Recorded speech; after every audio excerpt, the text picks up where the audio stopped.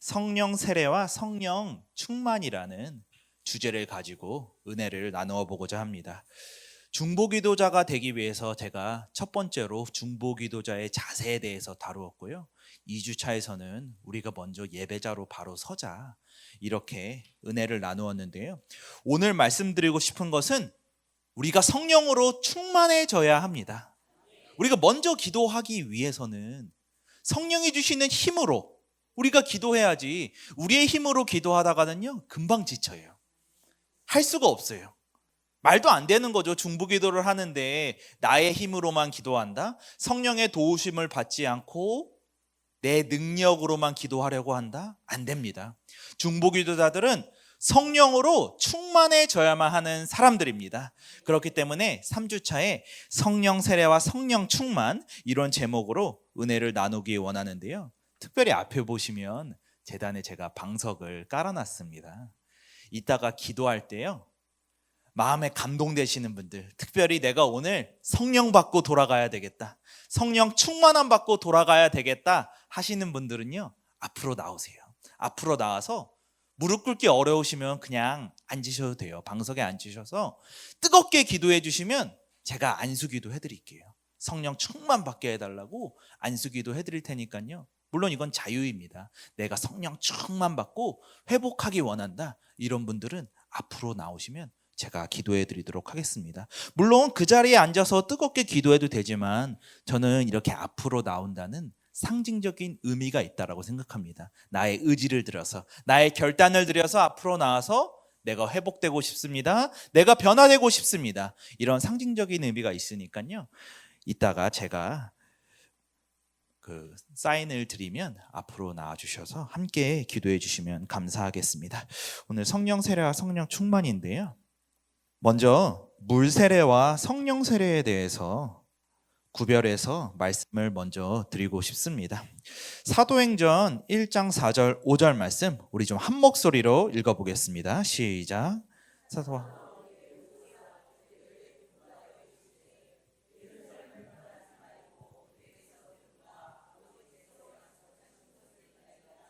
요한은 물로 세례를 베풀었으나 너희는 몇 날이 못되어 성령으로 세례를 받으리라 하셨느니라. 아멘. 1장 5절 말씀을 잘 보시면 요한은 뭐로 세례를 베풀었다고요? 물로 보이시죠? 너희는 몇 날이 못되어 무엇으로 세례를 받으리라? 성령으로 세례를 받으리라. 즉 물 세례가 있고 성령 세례가 있다라는 것이에요. 여러분 다 세례 받으셨죠? 세례 누구한테 받으셨죠? 목사님들이 주셨죠. 목사님들이 이렇게 물로 이렇게 주셨고, 침례교는 이렇게 침례복을 입고 완전히 들어갔다 오잖아요. 어찌됐든지 간에 우리가 다 세례를 받고 이렇게 또 직분자도 되고 그랬는데요, 물 세례는 이렇게 목사님들이 주시죠. 물론 그 가운데서 하나님이 역사하시지만 그 세례를 집행하는 사람은 목사님인데요, 이 성령 세례는 예수님께서 주시는 것이에요.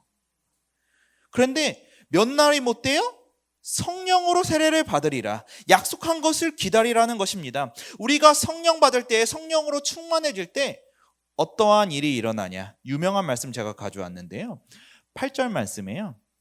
다 함께 한 목소리로 읽어보겠습니다. 오직 성령이 너희에게 임하시면 너희가 권능을 받고 예루살렘과 온 유대와 사마리아와 땅끝까지 이르러 내 증인이 되리라 하시니라. 아멘. 성령이 너희에게 임하시면 무엇을 받는다고요? 권능을 받고 능력을 받게 되고. 능력 있는 기독교인들이 되고 싶지 않으십니까? 계속 지치고 넘어지고, 무슨 사역을 할 때도 목사님 너무 힘들어요, 저 지쳤어요, 감당할 힘이 안 돼요. 왜 힘이 없을까요? 그런데 성령이 함께 하시면 우리는 힘을 받을 수 있어요.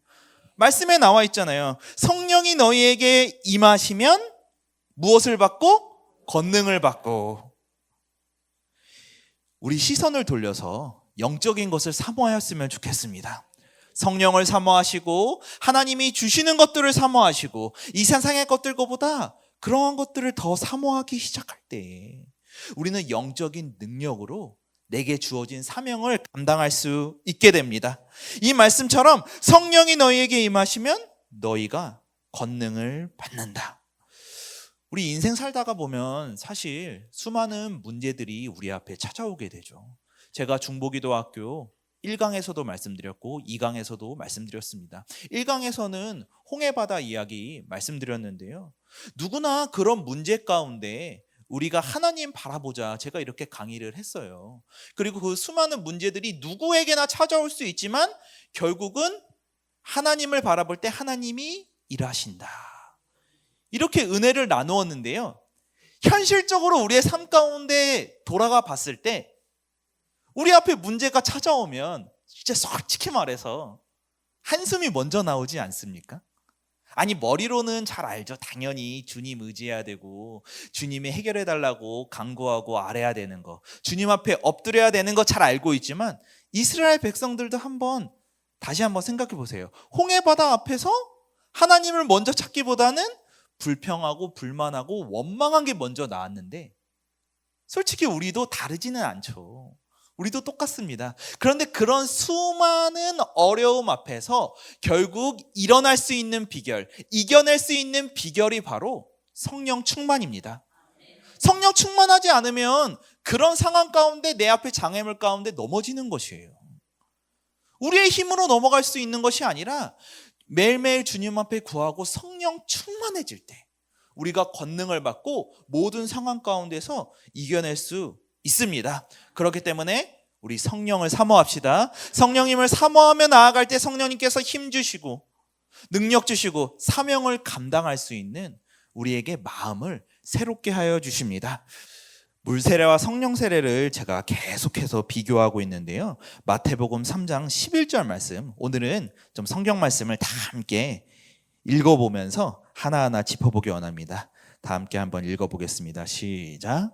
나는 너희로 회개하게 하기 위하여 물로 세례를 베풀거니와 내 뒤에 오시는 이는 나보다 능력이 많으시니 나는 그의 신을 들기도 감당하지 못하겠노라. 그는 성령과 불로 너희에게 세례를 베푸실 것이요. 아멘. 지금 세례 요한이 한 말이에요. 세례 요한이 한 말인데, 세례 요한이 뭐라 그랬냐면, 나는 물로 너희에게 세례를 베풀거니와 내 뒤에 오시는 이가 누구죠? 예수님. 예수님이 성령과 불로 너희에게 세례를 베푸실 것이요. 세례 요한이 물 세례를 직접 줬죠. 사람이 줬죠. 지금은 목사님들이 주죠. 근데 성령 세례는 누가 준다고요? 예수님이 직접 주신대요. 다른 말씀 또 보도록 하겠습니다. 똑같은 말씀이죠. 나는 너희에게 물로 세례를 베풀었거니와 그는, 예수님은 너에게 성령으로 세례를 베푸시리라. 계속 나오게 되죠. 이것도 동일한 말씀이에요. 이건 제가 한번 읽어볼게요. 누가복음 3장 16절에 요한이 모든 사람에게 대답하여 이르되 나는 물로 너희에게 세례를 베풀거니와. 그죠? 나는 물로 주는데 나보다 능력이 많으신 이가 오시나니 나는 그의 신발끈을 풀기도 감당하지 못하겠노라. 그는, 예수님은 성령과 불로 너희에게 세례를 베푸실 것이요.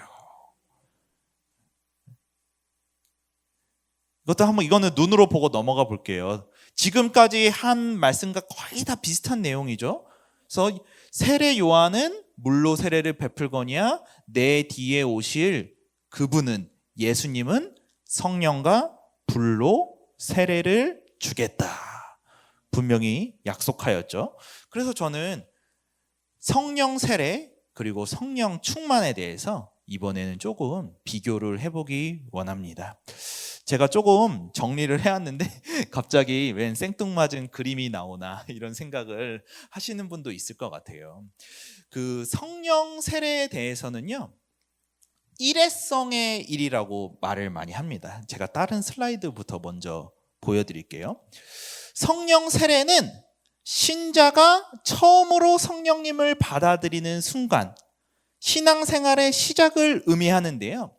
제가 많이 말씀드렸죠. 우리가 성령으로 아니하고는 누구든지 예수를 주로 고백할 수 없다. 즉 우리가 예수님을 주로 고백하면서 성령 세례를 받았다고 이야기를 합니다. 그런데 이 성령 세례에 대해서 사실 신학교 안에서도 조금 논란이 있는 게, 이 성령 세례 또 성령의 은사를 제일 강조하는 교단이 어디죠? 오순절 계통 교단은 이 성령의 은사, 성령 세례를 진짜 엄청나게 강조해요. 물론 저도 설교 때 성령님에 대해서 많이 강조를 하기는 하지만 오순절 계통은 엄청나게 강조하죠. 반대로 장로교 쪽은 보수적인 교단인데, 장로교 쪽 교단은 이 성령 세례와 또 성령의 은사를 많이 강조하지 않고요. 심지어 몇몇 보수적인 교단은 성령의 은사를 부인하는 교단도 있어요. 제가 오늘 특별히 다양한 견해를 조금 소개해 드리고 싶어요. 왜냐하면 이 성령 세례와 성령 은사에 대해서 교단마다 관점이 조금씩 다르거든요. 그래서 전통적인 교단들, 일반적으로 생각하는 것은 우리가 예수님을 주로 고백할 때 그 예수를 주로 고백하는 것이 성령이 아니고서는 고백할 수 있다 없다? 없다. 그렇기 때문에 우리가 예수를 주로 고백한다면 우리 모두는 성령 세례를 받은 자이다. 이렇게 이야기하는 교단이 있고요. 실제로 굉장히 많습니다. 굉장히 많은데요. 오순절 계통 교단은 이 성령 세례를 조금 다르게 해석을 해요. 조금 다르게 해석하기를 이렇게 해석합니다. 먼저 우리가 예수님을 주로 고백했는데요. 그 이후에 성령 세례를 경험해야지 방언이 튀어나온다는 것이에요. 그래서 오순절 계통의 교단의 주장하기는 우리가 예수님 믿는다고 하면서 교회에 다니면서 방언하시는 분들도 계시지만 아직 방언을 하지 못하는 분들도 계시지 않습니까? 그래서 오순절 계통의 교단에서 이야기하는 것은 구원을 받았어도 성령 세례를 받아야지 방언이 튀어나올 수 있다라고 주장을 해요. 관점의 차이를 조금 아시겠죠? 즉 정통적인 교단들은 예수를 주로 고백할 때 이미 성령 세례를 받았다. 그런데 오순절 계통의 교단은 예수를 주로 믿고 구원하는 것이 있고 차후에 성령 세례를 받고 방언의 은사가 튀어나온다. 이렇게 이야기를 하는데요. 오순절 계통의 교단도 요즘에 관점이 조금 달라진 입장도 있어요. 그러면서 어찌됐든 간에 성경에서 예수를 주로 고백할 때 성령이 아니고서는 할 수 없다라고 적혀 있잖아요. 그래서 그 성령 세례를 내적인 성령 세례 그리고 외적인 성령 세례로 구별하면서 설명하는 목사님들도 조금 있어요. 근데 제가 너무나 많은 관점을 설명드리면 복잡할 것 같아요. 그래서 이 정도로만 설명을 드리고, 제가 왜 다양한 관점을 소개해 드리냐면 실제로 다양한 관점들이 있고 교단마다 조금씩 해석이 다르고, 그렇기 때문에 제가 하나의 관점만 여러분들에게 소개를 해드리면 유튜브나 요즘에 유튜브를 통해 이런 거 많이 찾아볼 수 있잖아요. 목사님이 말한 거랑 조금 다른 것 같은데?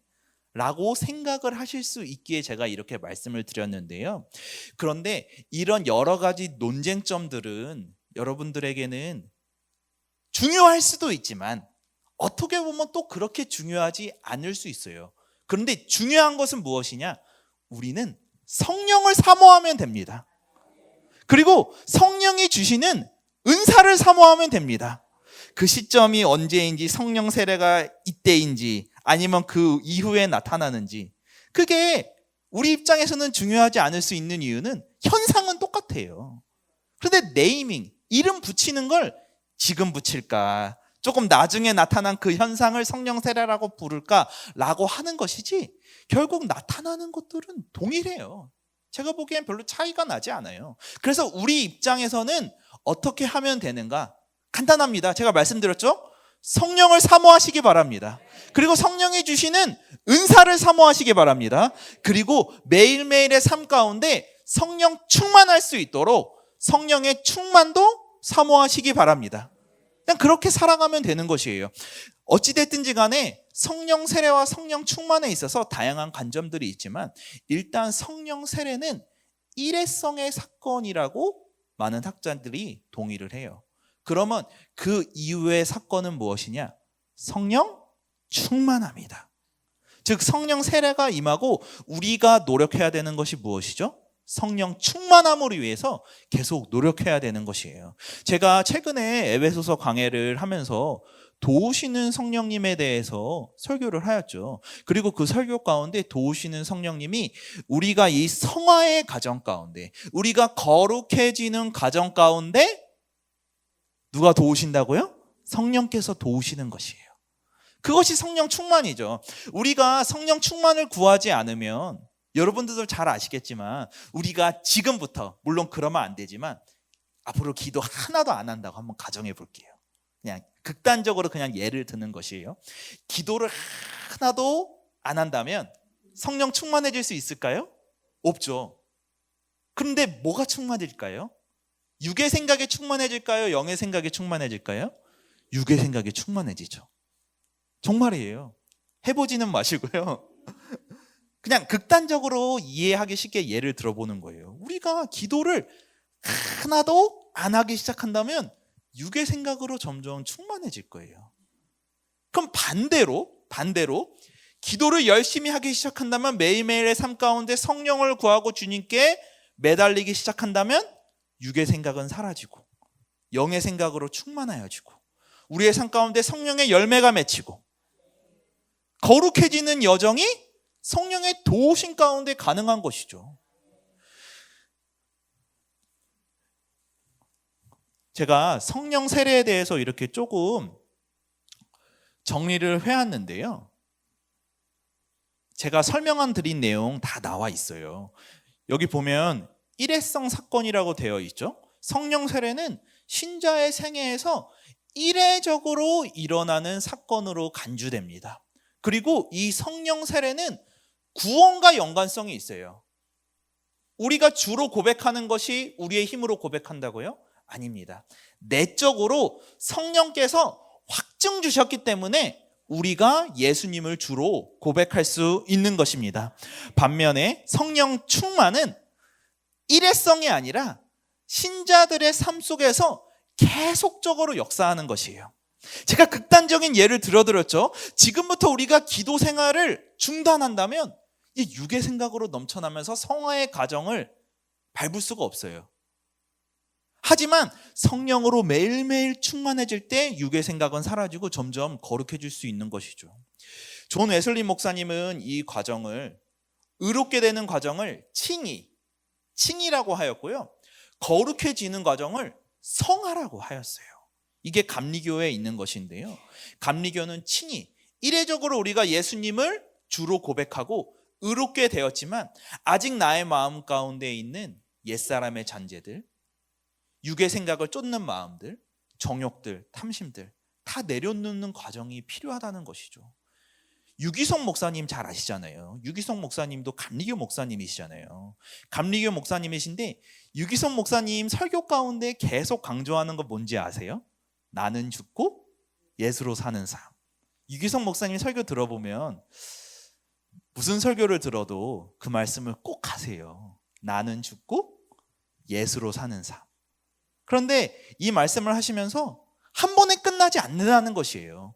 매일매일의 삶 가운데 나 자신을 십자가에 못 박고 예수로 살아가라고 계속 말씀하시는데요. 그것이 성화의 과정이에요. 육의 생각은 죽고 십자가에 못 박고 매일매일 예수로 살아가는 삶, 성령으로 충만해지는 삶, 이것이 성령 충만입니다. 성경적 근거, 저기 에베소서 5장 말씀, 갈라디아서 5장 말씀 뒤에서 보도록 하겠습니다. 그래서 일회적인 사건이 아니라 계속적인 과정인 것입니다. 즉 성도들이 계속해서 성령님과 교제함으로써 영적으로 성장하고 영적으로 거룩해지는 그 과정이 성령 충만함입니다. 제가 도표로 정리해 왔는데요. 제가 지금까지 설명해 놓은 것을 도표로 잘 정리해 놓았습니다. 한번 눈으로 보시고요. 강의안 나눠드리는 거 알고 계시죠? 1강, 2강 유튜브에 올라와 있는데요. 강의안 다운받아서 보시면 되고요. 강의안 정리하면서 저 도표 잘 넣어놓으라고 할 테니까요. 강의안을 통해서 보시면 되겠습니다. 강의안 다운받기 어려우신 분은 한성원 목사님에게 문의 주시면요. 프린트아웃해서 드리도록 하겠습니다. 그래서 아까 그 그림 기억하시죠? 그래서 어떤 분은 이 성령 세례와 성령 충만을 결혼에 비유를 해요. 우리가 결혼식이 끝나면 어떻게 되죠? 부부가 되잖아요. 그런데 결혼 생활은 또 다르지 않습니까? 결혼식이 끝나면 부부가 되지만 결혼 생활은 서로 맞춰가기도 하고 때로는 서로 싸워가기도 하면서 그런 과정을 통해 결혼 생활이 있어지는데요. 그래서 성령 세례는 결혼식을 한 것과 비유될 수 있고 성령 충만은 그 결혼 생활에 대한 것을 지칭하는 것을 성령 충만이라고 할 수 있을 것 같습니다. 이 고린도전서 12장 3절 말씀은 제가 계속해서 말씀드렸죠. 내적인 성령 세례, 우리가 성령이 아니고서는 예수를 주로 고백할 수 없다라는 것이에요. 다른 성경 구절도 한번 보도록 하겠습니다. 갈라디아서 3장 2절 3절인데요. 이거는 제가 한번 읽어보도록 하겠습니다. 내가 너희에게서 다만 이것을 알려 하노니 너희가 성령을 받은 것이 율법의 행위로냐 혹은 듣고 믿음으로냐 너희가 이같이 어리석으냐 성령으로 시작하였다가 이제는 육체로 마치겠느냐.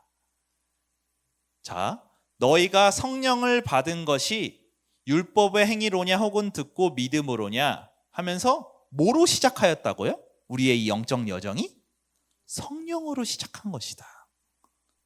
성령 세례로 시작한 것이다. 그 다음에 성령 충만을 통해 육과 영이 싸우는데 기도를 안 하면 육이 자라나고 기도를 안 하면 영이 자라나는데 지금 사도 바울이 갈라디아서를 통해 질책하는 거잖아요. 성령 충만하지 않으니까 니네 이제 육으로 마치겠느냐. 성령으로 시작하였는데 성령 충만해지지 아니하고 왜 자꾸 육으로 자꾸 돌아가려 하느냐. 이렇게 말하고 있는 것입니다. 다른 성경 구절도 좀 보도록 하겠습니다. 제가 오늘은 말씀을 좀 가져왔는데요. 갈라디아서 5장 16절 말씀 제가 한번 읽어보겠습니다. 내가 이르노니 너희는 성령을 따라 행하라. 그리하면 육체의 욕심을 이루지 아니하리라. 제가 조금 전에 조금 극단적으로 설명을 드렸잖아요. 기도를 만약에 하나도 안 하게 되면 육의 욕심이 늘어나게 되겠죠. 그리고 또 그 반대가 되겠죠. 갈라디아서 5장 16절에도 무엇을 따라 행하라고요? 성령을 따라 행하라. 성령 충만해지라는 것입니다. 성령 충만해지지 않으면 우리가 육체의 욕심을 이룰 수밖에 없다는 거예요. 반대로 성령을 따라 행하면 그리하면 육체의 욕심을 이루지 아니하리라. 또 다른 말씀을 한번 보겠습니다. 이거는 성령의 열매죠. 이거는 눈으로만 볼게요. 즉 우리가 성령 충만함으로 거룩한 삶, 성화의 삶을 살아갈 때 내 마음 가운데 성령이 충만하기 때문에 무슨 열매가 맺힐 수 있을까요? 성령의 열매. 그래서 이러한 성령의 열매들이 우리의 삶 가운데 맺히게 되는 것이죠. 우리를 향한 하나님의 뜻이 무엇입니까? 성령 충만입니다. 에베소서 5장 18절 말씀에 이렇게 되어 있어요. 술 취하지 말라 이는 방탕한 것이니 오직 성령으로 충만함을 받으라. 지금 에베소서에서 성령 충만을 받으라 되어 있는데요. 이 충만을 받으라에서 사용된 동사가 복수예요. 복수. 즉 성령 충만을 받으라는 이 명령은 어떤 한 사람을 향한 지칭이 아니라 우리 모두가 받으라는 것이에요. 우리 모두가 받아서 충만해질 때 우리가 거룩한 삶을 살 수 있고 능력의 삶을 살아갈 수 있는 것입니다. 또 두 번째로 충만을 받으라에 사용된 동사는 현재 시제예요. 현재 시제. 그런데 이 외국어에서 현재 시제를 사용할 때는 반복적인 거, 습관적인 거, 계속 반복적으로 해야 되는 것을 사용할 때 현재 시제를 쓰거든요. 즉 성령을 받으라가 현재 시제로 쓰였다는 것은 어떻게 해야 된다고요? 매일매일 습관적으로 반복해서 성령 충만을 받아야 되는 것입니다. 또 성령 충만을 받으라에 사용된 동사는 수동형인데요. 우리 모두가 받아야 되는 것을 강조하면서 수동형을 썼고요. 마지막으로 충만을 받으라에서 명령을 사용했죠. 충만을 받으면 좋겠습니다가 아니라 충만을 받으라는 것입니다. 사랑하는 기이식교회 성도 여러분들, 성령 충만 받으시기 바랍니다. 오늘 이 시간 여러분들에게 제가 꼭 부탁드리고 싶은 것은 성령을 사모하자라는 것입니다. 그리고 분명한 것은 성령을 사모할 때 은사 내려주십니다. 그 은사가 무엇인지는 모르죠. 성령님이 어떤 걸 주실지 모르지만 우리가 사모할 때, 좋은 것을 사모할 때 은사 내려주시고 성령의 은사를 통해서 우리가 더 사역 잘할 수 있도록, 교회 더 잘 섬길 수 있도록 여러분들을 이끌어 가실 것입니다. 그리고 그 성령 충만함 없이는 우리는 중보기도자가 될 수 없어요. 우리의 힘으로 기도해 보세요. 30분 기도 못합니다. 그런데 성령 충만해질 때 우리는 30분도 기도할 수 있고 1시간도 기도할 수 있고 그 이상도 기도할 수 있습니다. 우리가 이 시간 찬양하고 좀 뜨겁게 기도하는 시간 갖도록 하겠습니다.